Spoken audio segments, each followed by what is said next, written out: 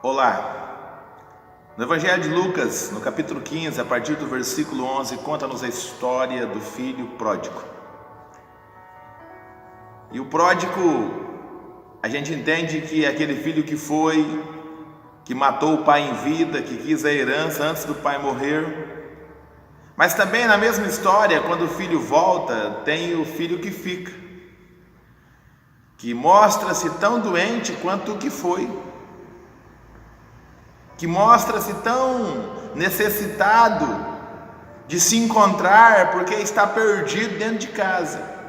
O que foi está perdido no chiqueiro do porco, mas o que fica está perdido dentro de casa. E aí eu queria que você pudesse analisar comigo algumas verdades desse texto. Não é porque está no chiqueiro do porco alguém que está pior do que alguém que está dentro de casa. Jesus não contou essa história criada por Ele para nos ensinar grandes verdades por acaso. É bem possível que ela tenha muito a nos ensinar, e cada vez que a gente se debruça a ela nos apresenta um fato novo. E algumas coisas que para mim são relevantes nesse dia, e eu queria trazê-las ao seu coração. Às vezes a gente foca naquele que foi, naquele que partiu, naquele que foi embora, e se esquece que tem gente morrendo dentro de casa. Essa casa, ela é a casa do Pai, ela pode ser a igreja, mas ela pode ser a sua casa, porque ela é um modelo de casa, um modelo a ser seguido. Pastor, mas eu não queria esse modelo de filho, mas esse você vai ter que encarar. Que você então tenha o modelo do pai a copiar, mas o modelo do filho você vai ter que lidar com ele, porque nossos lares, nossas casas, nossas igrejas, nossas famílias, elas tendem a nos oferecer desafios novos a cada dia. Eu não tenho dúvida de que esse pai era um pai exemplar, e ele nutre um sentimento que pode mudar a realidade de qualquer igreja, de qualquer casa. O sentimento de perdão, o sentimento de amor, um amor incondicional. Quando o filho volta do chiqueiro e o filho tenta explicar como que estava a vida e como ele queria ser tratado, o pai disse: aqui não tem tratamento diferente a não ser o de filho para você. Aqui não tem vestes diferentes a não ser vestes de filho para você. O anel não é outro senão de filho para você. Por mais que aquele doente que ficou se incomodou, o pai também foi tratar com ele e trouxe de forma muito clara para o coração daquele que fica: ei filho, tudo que eu tenho é seu, vamos festejar, vamos nos alegrar. Ei querido, há dois contrastes. O filho que fica aparentemente está sadio, mas está tão doente quanto o que está lá no chiqueiro. Porque o que está no chiqueiro, ele cai em si, e eu gosto disso no texto. Caindo em si, disse para si mesmo. E aqui existe uma grande diferença. Às vezes nós estamos dentro de casa, junto do pai, doentes, e uma doença tão grave chamada indiferença, que não deixa ver a dor do outro.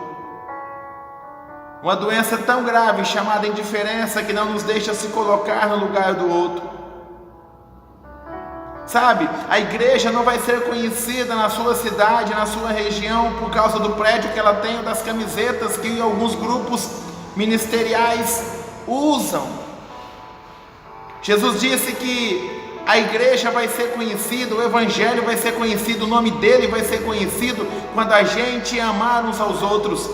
A gente não consegue amar nem dentro de casa, porque a primeira coisa que a gente faz com aquele que volta do chiqueiro é dizer: ei, você não é digno de entrar, não há festa para você, não há espaço para você. E o apontar de dedo vai indicando o porquê que aquela pessoa tem que continuar no chiqueiro. Quando o pai tem que intervir e dizer: não, você é filho, você não é empregado, você é filho, o anel está no seu dedo para te identificar, você é filho.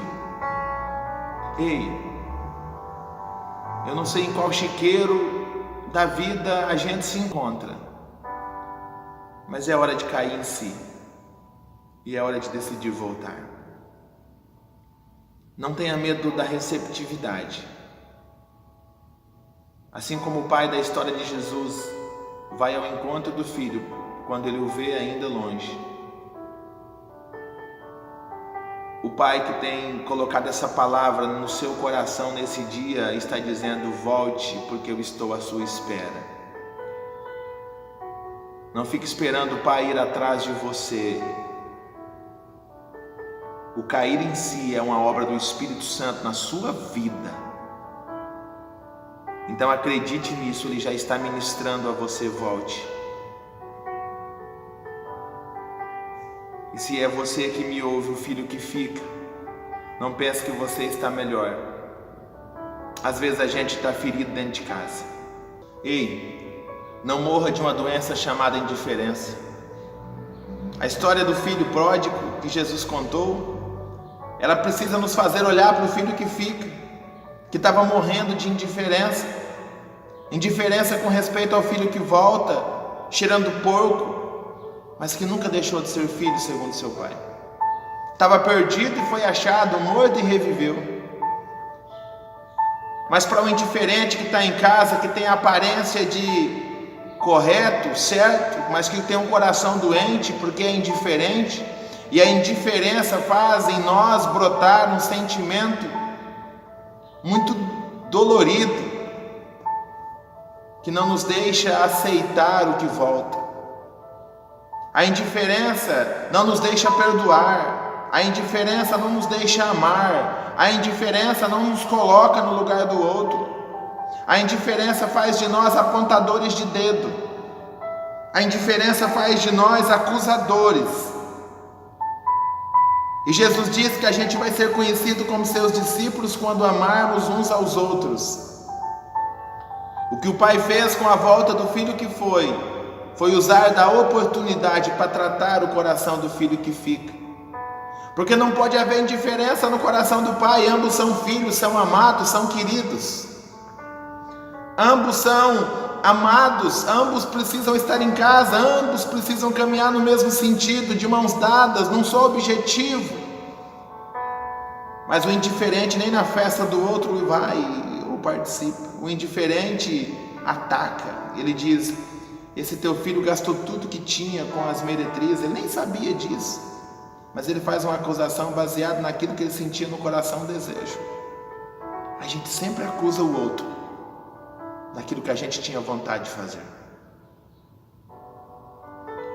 No mais profundo do nosso íntimo, nós acusamos por revolta de não poder estar lá.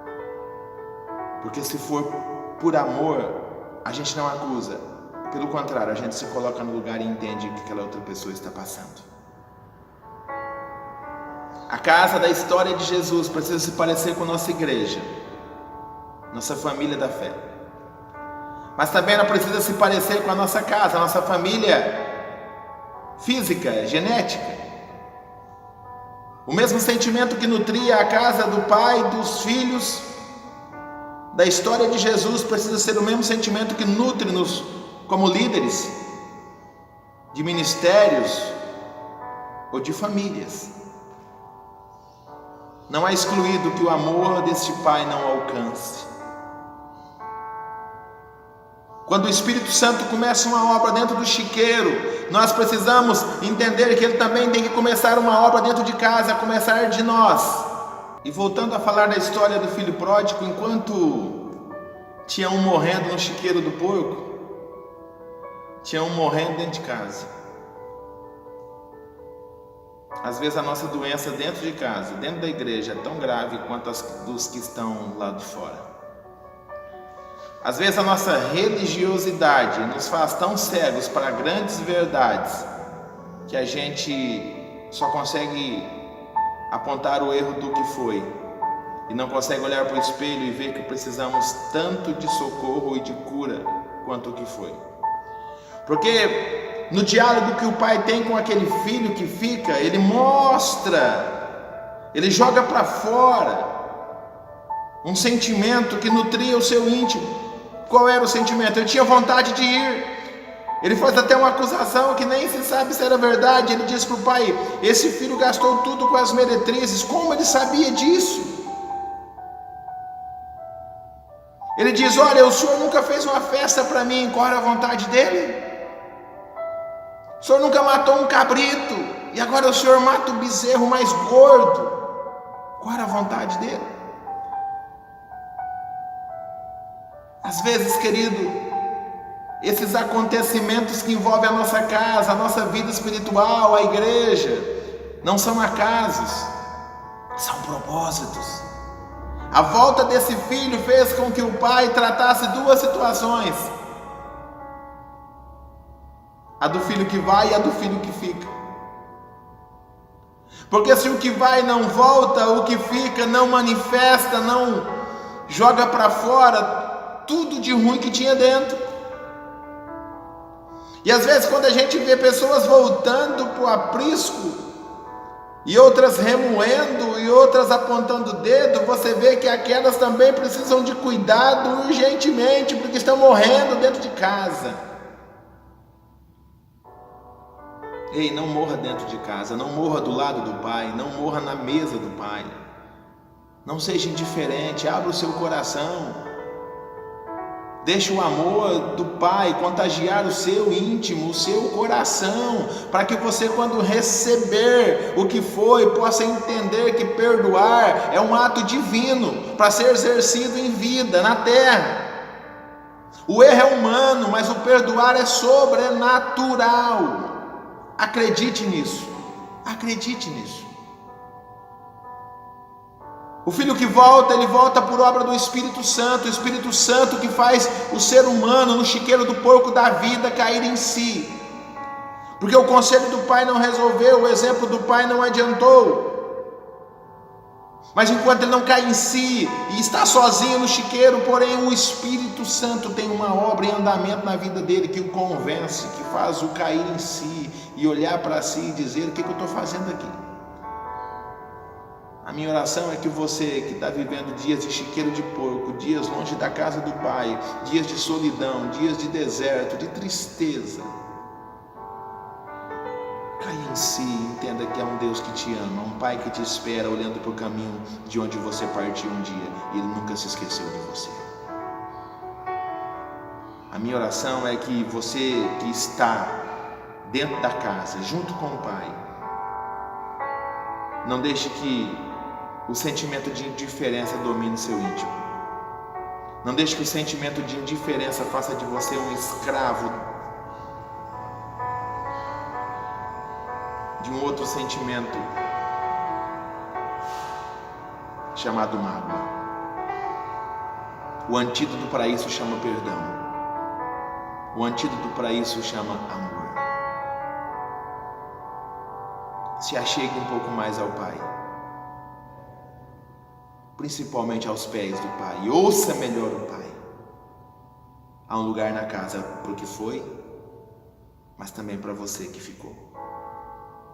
Há um lugar à mesa para o que foi, mas também para o que está no campo, com vontade de ir. Eu não sei se a gente foi em algum momento da vida, é bem possível que foi. Ou se a gente ficou em algum momento da vida, é bem possível que ficou, mas escute. Tanto o que fica como o que vai precisa cair em si e entender que a vida precisa mudar.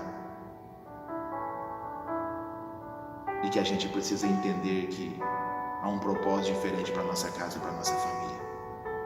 Há dias melhores para mim, para você, para sua igreja, para sua família.